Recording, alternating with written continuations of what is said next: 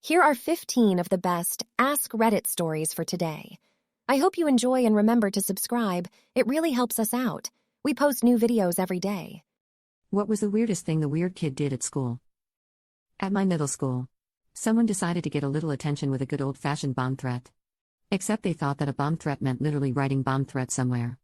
Worse yet, they misspelled the feep out of it and wrote boom there't.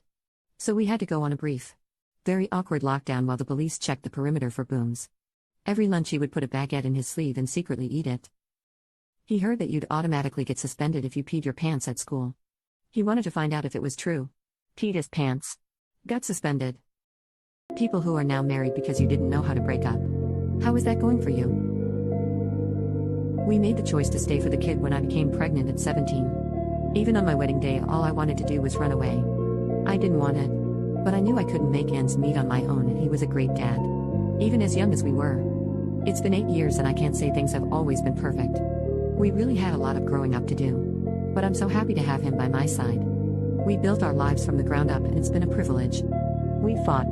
Nearly split a couple of times, but we always come back to each other. He's my best friend and I really don't want to spend my time with anyone but him. About a year ago I actually found out he didn't want to get married either. He wanted to run away just as much as I did. So that was pretty interesting. Because one of the reasons I didn't want to leave was because I didn't want to break his heart.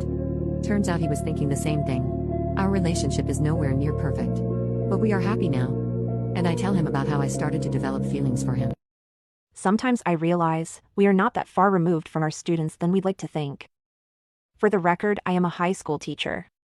Over the last couple of weeks we have had meetings and a conference, and this is what I observed. During presentations, about half of us teachers/educators are all on their phones. After said meeting, people were asking about what we were just told to do and having to have the instructions repeated back. And still, most people didn't follow the instructions. As soon as the speaker mentions group activity, people start sneaking out the back of the room.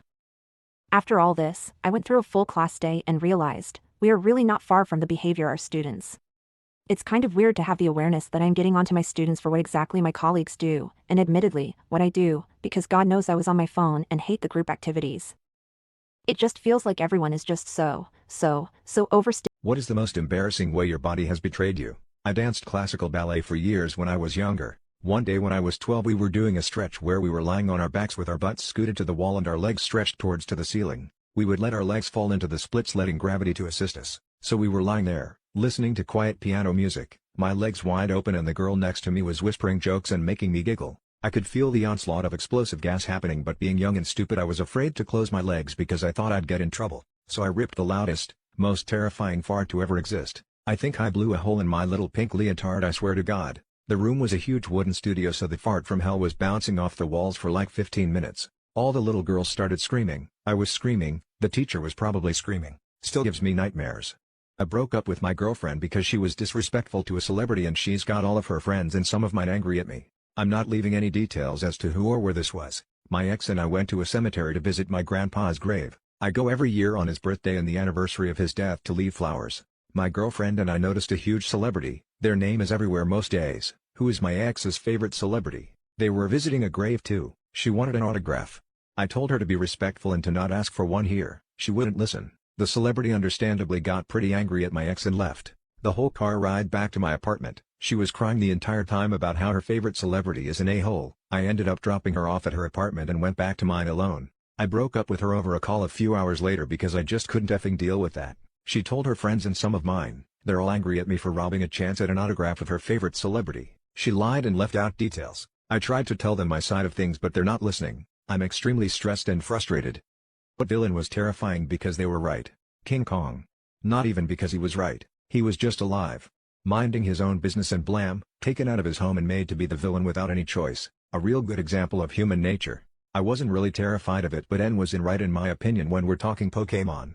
Dude thought getting these creatures and making them fight till one is knocked out wasn't that amazing of an idea, and it just made sense to kid me. That all said, I think Ken is a really interesting character that can be interpreted in many different ways. Of all the main leaders of these games, I think Ken had the best argument. It wasn't perfect though.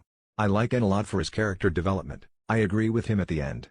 Real Pokemon mistreatment should not be tolerated, but a Pokemon trainer simply using Pokemon in battles does not qualify as mistreatment as the Pokemon is happy. The Pokemon like the trainers, that is the best you should wish for there. All in all, I wish Pokemon had good stories and characters like this again tbh. You have 24 hours with no internet or mobile phone access, what do you do to pass the time? It was 2020, peak pandemic, and my phone and laptop both broke. I was without internet and tech for 3 months. I read around 40 books, taught myself algebra and botany from textbooks that belonged to my late grandfather. I was either teaching via my neighbor's phone, reading, eating, working out, or sleeping. Most personally productive 3 months I've had in a long time. Read. Put together one of my 1,000-piece puzzles or crack open my 5,000 so I can get discouraged and hide it away again. Start putting together a papercraft model. Paint my D&D miniatures. Play offline games, hang out with the kids, play sports, watch Blu-rays, etc. Glad I was born pre-internet. This is easy, and being an adult I have a garage full of tools. Crank up the old radio and rock out with my cock out. What is your most NSFW story about walking in on someone doing the dirty or being walked in on? I was about 18 or so and I was hooking up with my stepsister's friend when my dad knocks on my door. Me and the friend stop and my dad pops his head in and asks if I'm going anywhere tomorrow. I reply no and then he leaves. The next day I asked him what that was all about and he replies, well, I heard what was going on and I just wanted to make sure it wasn't your stepsister. Thanks, Dad. So one fine summer afternoon my husband and I were sitting in the backyard having some drinks, and as one does I was getting a bit frisky. I went in the house to make another pitcher of drinks and came back out in my birthday suit. Husband took the hint and we proceeded to get it on a lawn chair. I was on top of him facing the house when all of a sudden the patio door slides opens and there stands my mother-in-law. Now a normal person would be embarrassed about barging into someone's house and seeing them having sex. Not my mother-in-law. She just stands there laughing her a off. I jumped up and grabbed the closest thing to cover up with, which happened to be this disgusting kiddie pool we have for the dog. My husband still didn't know what was going on, so he's standing there at full mast, shorts around his ankles, wondering why I'm flopping around trying to roll myself up in the dog pool. Finally he sees his mother puts back on his shorts at light speed and starts laughing at me. I ended up walking through my house wrapped in the dog pool to collect my clothes and get dressed. Men of Reddit, what was the best thing a woman has ever said to you? I did not give birth to you and we might not match on a DNA test, but you are my son no matter what anybody says. Said by my best friend's mom. She has been like a mother to me all my life, taking care of me while my mother's alcoholism escalated over the years. I love her by all my heart, and when she said it I just started crying. I never doubted her caring, but having the verbal confirmation was just so touching. When my wife was dying of cancer, she had one of those bitter evenings where she lashed out at how unfair for her to be fighting for her life at age 39. She was lashing out at how unfair for her children to grow up without her and for her to miss seeing the adults they would become. She shared how every single moment of every day was full of struggle, pain, and fatigue, and she was bitter and angry about it. I told her something I'd felt ever since she got sick, that I wished cancer took me instead. She looked at me through her bitterness and pain and said, I would never want this pain to happen to you. That was the most selfless, loving thing I've ever heard, and it helped me so much as I dealt with survivor's guilt after she died. I graduated college 10 years ago. I still think about the time someone told me 8 a.m. classes suck less with me there. What's a random obscure fact you know? Al Capone is responsible for expiration dates on milk. He lobbied the Chicago City Council to make it a law while he was trying to transition from bootlegging to a legitimate dairy business. There's some speculation to his motives, including stories about sour milk in his childhood or a family member who got sick on an expired bottle. More likely it was an effort to increase sales by shortening shelf life. Tried to warn a girl at my gym. I tried to warn a girl at my gym that had period stains on the back of her shorts and she went on a rant, saying that she was working out and trying to make fun of me in front of everyone for being weird. So I announced the entire gym that she was staining the equipment with her period blood and that she needed to wash and clean herself immediately. I have never seen her since. I know it was probably really petty, and I got a lot of shit from people for doing that, but honestly, try being humble enough to listen before making a public scene. Effing drama queens. What conspiracy theory do you genuinely believe? NASA astronauts Mark Lee and Jan Davis definitely had sex in space for research purposes. They were the only married couple to go to space together. The mission they flew on, STS-47, was specifically for materials and life science research in microgravity. And the kicker, the mission flew with a Space Lab module in the cargo bay which provide a private area for the astronauts to carry out the experiments. What is the most unprofessional thing a doctor has ever said to you? When I was working with mentally and physically disabled children, we had this really sweet girl. She was around 10 years old, had Down syndrome, was really heavy mentally disabled, but one of the happiest human beings I have ever met. She became really sick, don't know what it was, and was delivered to a hospital. When I visited her she lost a lot of weight and I asked the doctor why she gets no artificial feeding. He answered a normal person would get fed but she isn't for natural selection. I was shocked and told the girl's mother. She was just sad because it wasn't the first time something like this happened. What's the most NSFW experience you witnessed right in front of your eyes? I watched a man fall when his rappelling gear failed. He fell about 100 feet, and the sound his body made when he hit will haunt me forever. He broke his spine, pelvis, both legs, one arm, and an orbital bone, but he survived. There were a lot of people around to give first aid, and I helped carry him out of the canyon to the ambulance, and I swear I thought he was dead already. He looked like thawed hamburger meat. The rangers? Park police? Not sure what they were, took our info, and a few days later, to our surprise, the guy was alive and wanted to see the people who carried him out. He gave us all some really nice leather backpacks from the company he worked for. I still have it some 20 plus years later. Added update.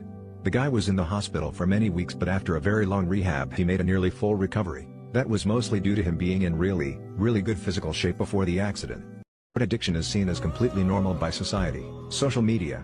Everyone is always on social media. Even I'm personally an addict. I'm constantly taking pictures for my Instagram, posting on my Snapchat, or scrolling through TikTok, an endless cycle between the three apps.